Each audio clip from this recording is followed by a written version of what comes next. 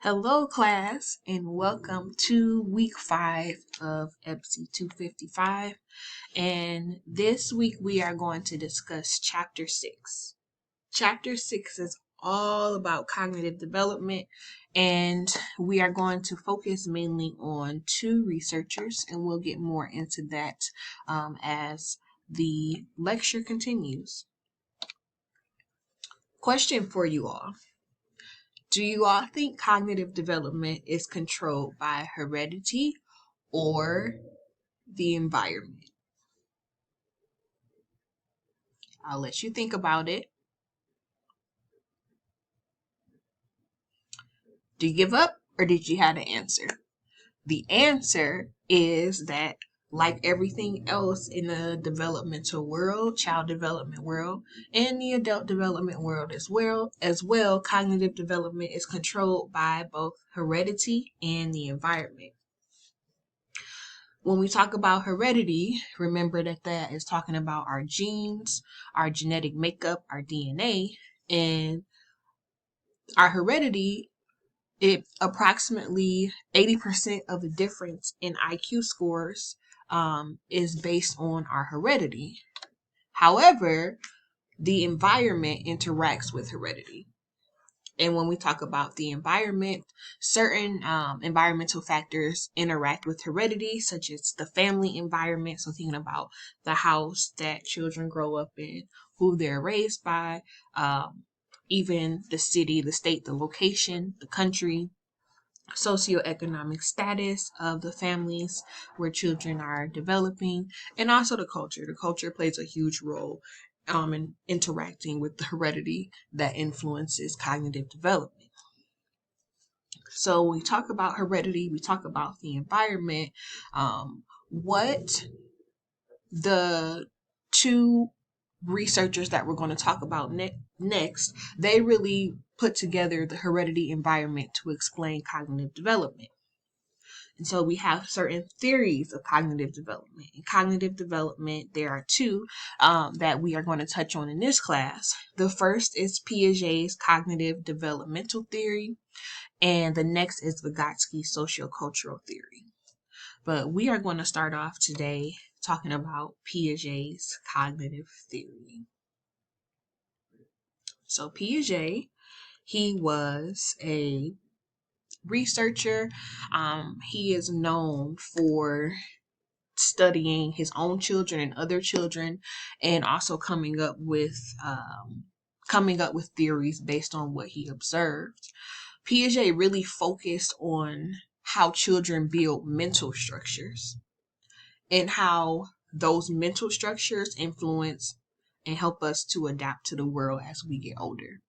So Piaget, his focus was on mental structures and how those mental structures influence and help us adapt to the world. And when you think about adaptation, all you have to do is think about how children adjust to new environmental demands. Now remember, we're talking about babies, and as they get older, before they were in the mother's womb, they were safe. They didn't have to worry about much. They knew how they were going to be fed and all of these other things. But when you're out in the world now, they have these new environmental demands. They have to learn how to eventually walk. They have to learn how to suck on, the mother's chest or mother's breast or a bottle so that they can feed. So they are trying to adjust to these new environmental demands. What Piaget believed, he said that children actively construct their own cognitive worlds. That's important. Children actively construct their own cognitive worlds because Piaget believed that the cognitive development doesn't just happen to children. He says that the environment not only the environment, but the biology of the children and also the environment around the children, they manipulate the environment so that they can construct their own cognitive world. And then that influences, the biology or, the neurons. We talked about the neurons and the synapses in the last chapter. Piaget believed that development is continuous. Can anyone let me know what I'm sorry, he said that development is discontinuous. Discontinuous. Can anyone let me know what discontinuous development means? Think about it. Okay, remember that discontinuous development is categorical. So that means that certain things in development happen in stages, certain stages. Compared to continuous development is gradual change over time, but discontinuous development is focused more on the stages and the categories that happen in those stages. And so when we're talking about Piaget, obviously, if I'm telling you that he believed that development was discontinuous, that gives you a hint that Piaget has stages of cognitive development. But before we get into the stages, we're going to talk about some vocabulary that I want you all to know as we get to know and understand Piaget's cognitive developmental theory. The first word that I want you all to be familiar with is the word schemes. And schemes are mental representations that organize knowledge. So what can help you think of schemes, what schemes are, is you can think about, look at this bubble here, these thought bubbles, which I really enjoy when I'm watching TV and they have these cool thought bubbles. But that represents the mental representation. And usually in TV or on movies, they have a mental representation. Something would appear in a thought bubble. So when you think about schemes, think about mental representations that organize knowledge, think about this thought bubble, because that's where the mental representations come in. And so Piaget, he believed that there were two different types of schemes or mental representations depending on the age of the child. So the first is behavioral schemes, and so physical activities. He believed that infants, as they grow, they are able to organize knowledge of physical activities as mental representations. So they may have, if I was an infant, my thought bubble would be filled with me shaking a rattle or me sucking on a bottle or my mom's breast when I'm fed. When children move from infancy to childhood, that is where Piaget believed that the mental schemes, the behavioral schemes now turn into mental schemes. So they start to think about cognitive activities. So going back to this thought bubble, children that are in the childhood stage may start to be able to think abstractly. They may be even able to think about thought, like what it means to think, what it means to have a good attitude, things like that. Those cognitive activities, that's where they start to have more of those mental representations.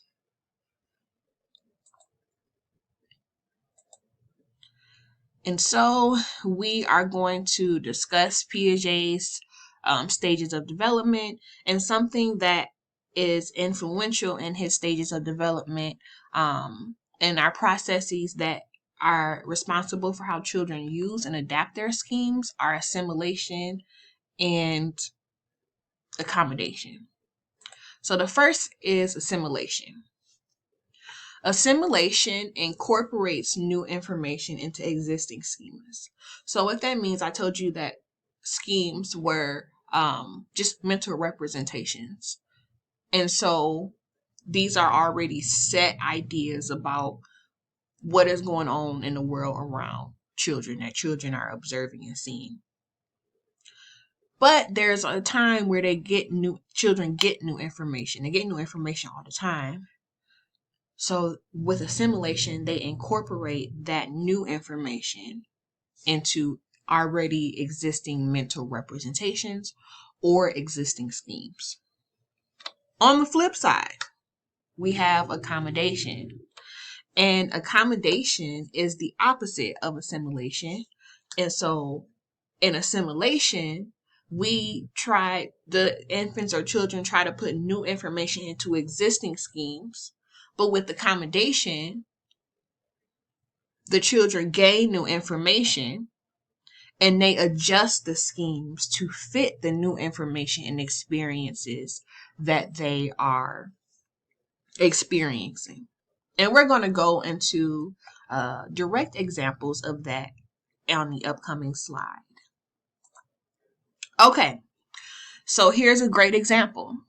We have a 2-year-old and her father or her caregiver is reading to her. And so she's understanding what a dog is. So she's has this mental representation or this schema of what a dog looks like based on her picture books. She understands that a 4-legged animal is a dog. But now Jocelyn goes outside with her mom or her other caregiver and she sees a cat and she calls it a dog. Why does she call the cat a dog? What she's doing is assimilating or putting this new information of seeing this new animal into her present schema, which says that all 4-legged animals are dogs. But her mom tells her no, that's actually a cat. And even Jocelyn goes back and forth, argues with her and says, no, that is a dog. Because Jocelyn is trying to put that new information of a cat, but has not seen a cat before, but putting that into her existing schema that all 4-legged animals are dogs. So that is why she's calling the cat a dog. That is an example of assimilation. But then you go, and eventually, when Jocelyn goes outside again with her mother, now she's able to understand the difference between a cat and a dog. And so because she's able to now understand the difference between a cat and a dog, because she was able to accommodate or change her old way of thinking, her old mental representations to fit the new information that she is getting. So now she may know a cat may have pointy ears, the difference between cat and dogs, and that new information, she accommodates that and it changes her mental representation. So now she knows exactly what a dog looks like and exactly what a cat looks like. So assimilate, again, is just this new information. The child is trying to fit new information into an existing schema, calling the cat a dog. But when you accommodate, you change your mental representation, and therefore, based on your experiences observing, and now Jocelyn calls a cat and a dog a dog. Now I'm going to give you all an example. This is a funny example to me. I've been seeing this all over social media. And you're going to tell me, is this assimilation or accommodation?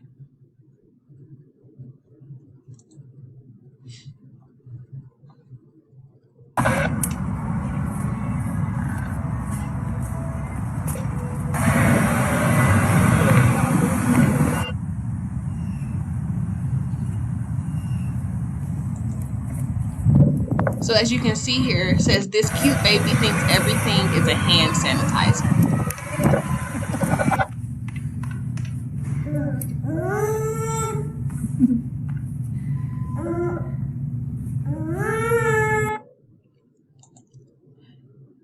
So if you all didn't already see up here, I put it was assimilation.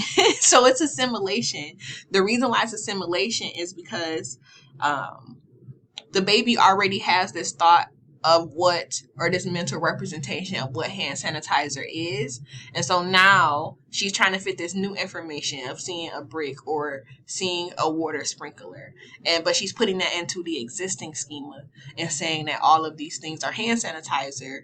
And she puts her hands out to receive hand sanitizer now. So that was a cute example of assimilation.